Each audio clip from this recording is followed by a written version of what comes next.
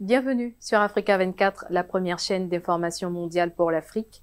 Cette édition de Décryptage reçoit l'honorable Maureen Hinda-Mbuende, vice-ministre des Finances de Namibie, dans le cadre de la réunion de haut niveau du comité F15 des ministres des Finances de l'Union africaine les 13 et 14 juin 2022 à Rabat, au Maroc, avec pour objectif de repenser le financement de l'institution panafricaine à travers des mécanismes plus probants. Avec elle, nous revenons sur les enjeux de cette réunion. Madame la ministre, bienvenue sur Africa 24. Quel enjeu recèle pour vous le financement par les États du continent de l'ensemble des besoins financiers de l'Union africaine? I think as a continent, it's important that we really strive to self-sustainability. And the principle of the AU has been based on three pillars. One, it is the capacity to pay of a country. Second one is the principle of solidarity. And third one looks at burden sharing.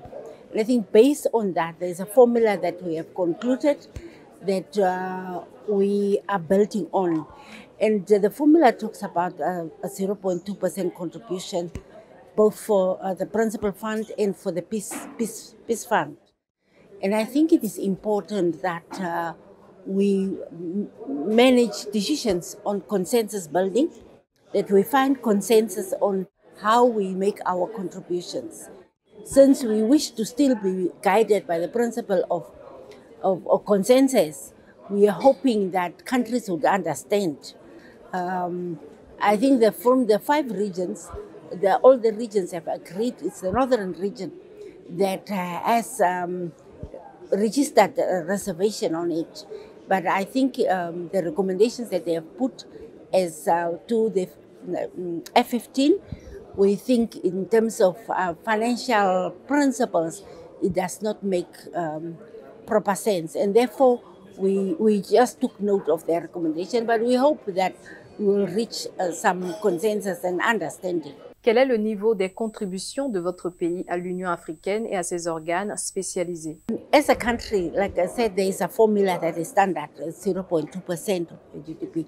And as Namibia has fully paid up its contributions, and we are urging other member countries to try their best. So we are also calling on countries to make payments as soon as possible, because normally, although the percentages are decided on, every country knows what its contribution would be, but the timing of the payment brings delay in execution of the budget. La décision de Kigali de 2016 demande à tous les États membres de l'Union africaine d'appliquer un prélèvement de 0,2% sur les importations admissibles afin de fournir le financement nécessaire à l'Union.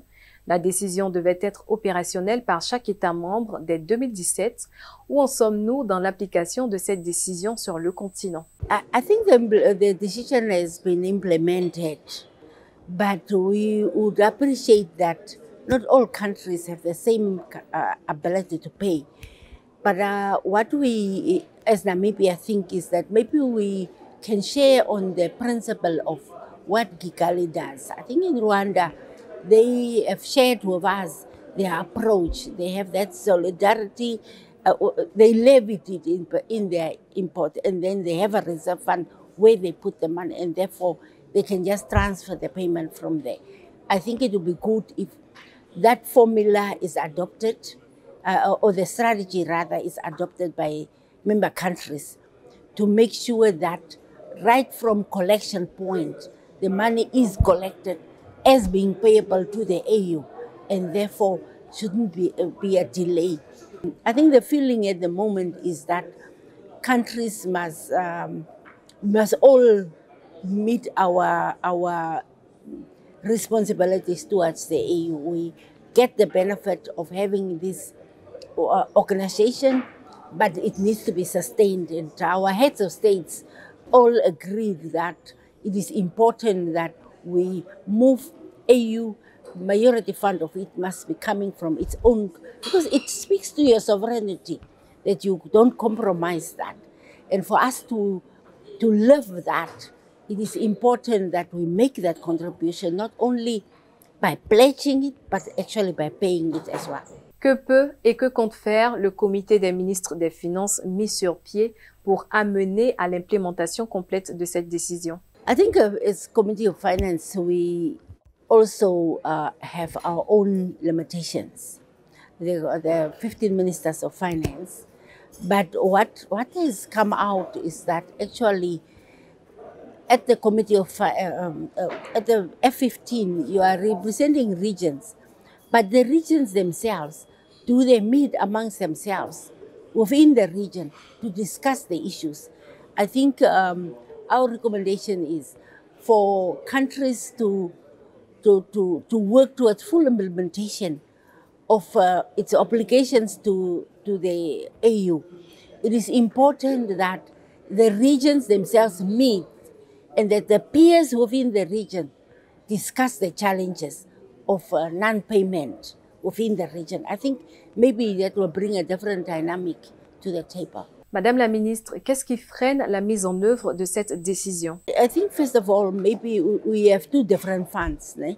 The one that has a bone of contention is the peace fund part, where it was agreed that the peace fund has to be increased to $400 million US, and because we have 5 regions, 80 million additional contribution is required from each region.